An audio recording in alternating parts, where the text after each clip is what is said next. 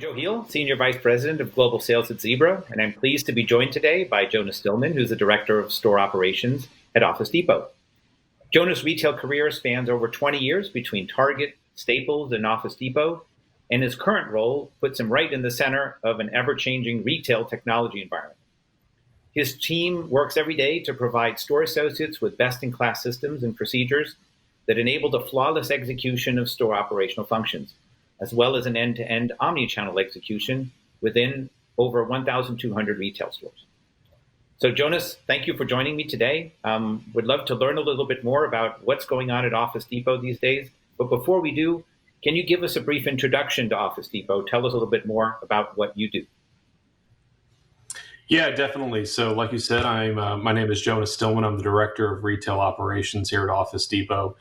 My team manages all of system operations and procedures, including technology that we use to run our buildings across the entire chain.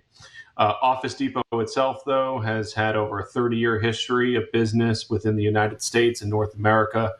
We also have operations within the Asia-Pacific market, including our international sourcing office that's in China.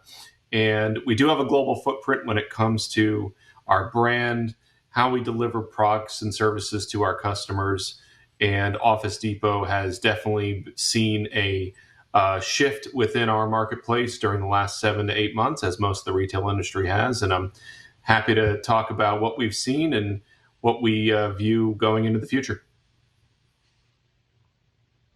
Well, thank you. And I think that is a topic that will be on the minds of many of the people that are watching us, which is how has the COVID-19 pandemic affected you? And what are some of the learnings that you've had from dealing with it? Yeah, great question. The last 7, 8 months have been a whirlwind for me, for most of the industry.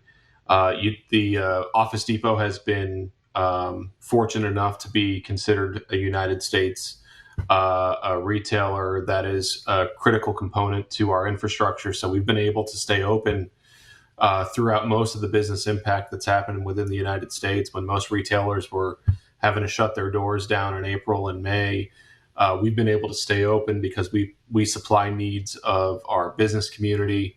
We also supply the needs of our medical community through PPE.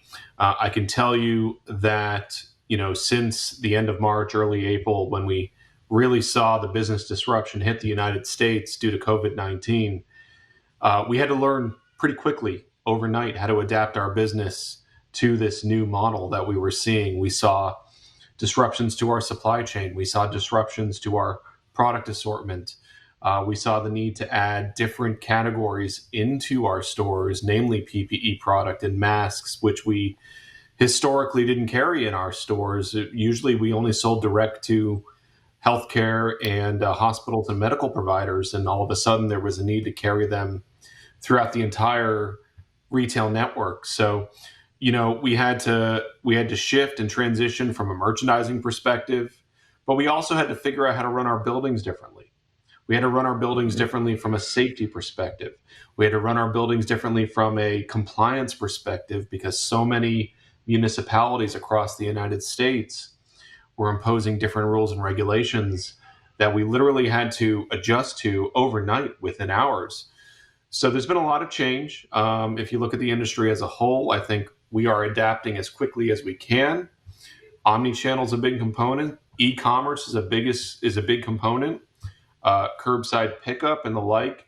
I think at the center of it all, though, is the customer, the technology that we're using to service that customer, and then how are we adapting and shifting as we move forward to ensure that we continue to service the changing needs of our customers and our clients as we move forward. Mm-hmm.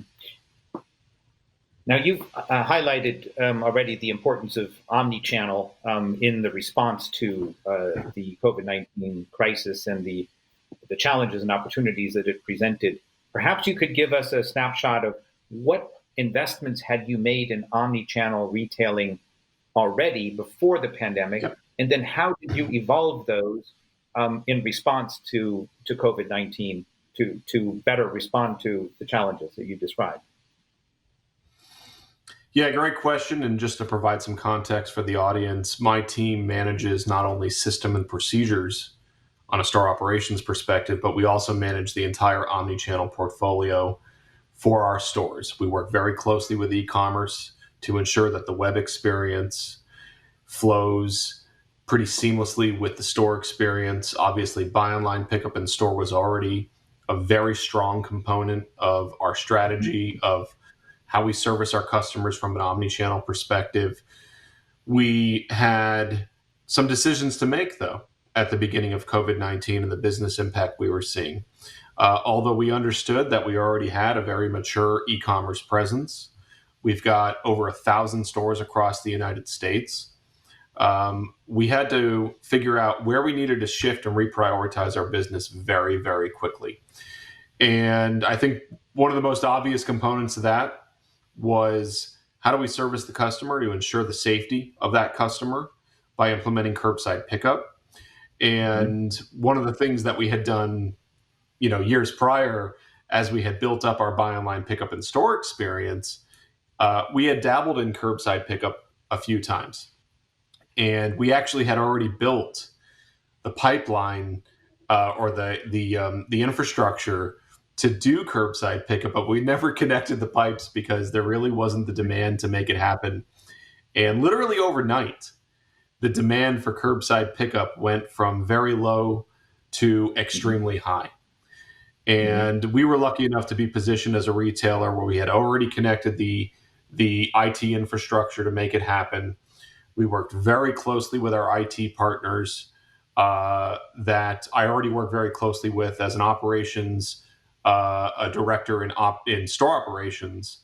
Right, I'm consistently working with IT to ensure that they're developing the necessary tools and applications and enhancements we need to run our buildings more effectively. I was able to, and this is how closely we work at Office Depot, I was able to call my counterpart over in IT, a gentleman named Dave Weingrad, who I was able to communicate to him, listen, here's what we need. We need curbside pickup. We need it launched within 48 hours. Here's the requirements from a minimum viable product standpoint. Let's get it out there because we got to service our customers.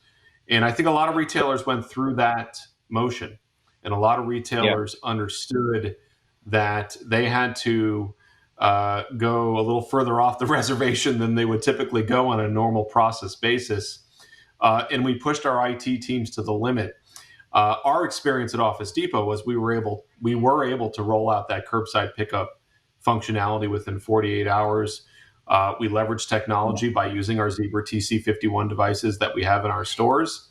And we actually, because of demand, 7-8 months later, are now building on the experience because that was a catapult, right? So COVID-19 created the demand, but then customers realized, wow, this is a really great shopping experience. Yes, I don't want to go into the store, but at the same time, wow, I might want to use this well into the future, even after COVID-19 has passed. And now we're making critical investments into our omni-channel capabilities, including curbside pickup and same-day delivery. We're leveraging our technologies that we use today, our mobile applications that we use today via our Zebra devices that we have in our stores. We have a great team of in-house developers that do a fantastic job of meeting our requirements. And here we are again. It's October, almost November, and we have a substantial percentage of our customers using curbside pickup as a normal, everyday go-to-market strategy that I think is going to continue on well into the future. Now, you almost make it seem very easy, right? You've had a lot of investments in place already, and in 48 hours you were able to roll this out. But I think, that's in considering that you make it look easy. I know you make it look easy, but our audience, I think, is quite technology savvy, and perhaps you could describe a little bit some of the additional technology investments that you had to make to get from that strong platform you've already built for omni-channel to that level of engagement that you now have? What were some of the technology steps you did still have to take in response to the COVID demand? Yeah, great question. And, a lot of it centered around the e-commerce platform. And we had to quickly figure out what the customers were, needs were going to be in shifting towards very quickly. There were some obvious ones, right? The obvious ones were for the health and safety of our clients. We had to ensure that we were getting the product to them in a way that was safe and met their needs to ensure the safety of their shopping experience. But at the same time, we had already built out, we have 20 years of experience in e-commerce. Office Depot was actually one of the first retailers in the United States to fully build out its e-commerce platform almost 20 years ago. And we have built on that platform year after year after year. In fact, our current executive vice president of retail, Kevin Moffitt used to be our senior vice president of our e-commerce division. And that helped us greatly in retail to connect the dots. So what we were able to do very quickly, and it was partly due to the fact that we already had very good working relationships with that division of the company. And I can't say that enough, how closely we work with IT, with e-commerce, and with marketing, and with merchandising. I know that, many retailers have similar challenges where you have silos built between divisions. It's very difficult to get the buy-in and the influence that you need over different segments. Part of what I've always, had my team follow was ensuring that we get the buy-in from those teams first. And I think just having that relationship with those cross-functional partners over the years, I've been doing this job for several years now, and just having those cross-functional partnerships made it all that much easier for us. The other component to that, and I don't want to understate this, is Jerry Smith, who is our current CEO, fully believes in and understands the necessity for having both an e-commerce division and a brick and mortar presence within the United States. I think he fully understands that both have to work together. You see this from certain competitors. You see that from the big competitor in Seattle that we always are always looking at, right? There's a reason why they're opening brick and mortar stores, right? There's still value in having the physical footprint, and we are just leveraging that value right now to continue to service our customer through COVID-19 and the transition of how our customers in the United States and North America shop our stores and into the future. Well, very good. I think that's a key insight, and everybody takes that away, that yes, technology is an important platform, but how you organize and behave organizationally, right, is just as important and is a key ingredient to your success.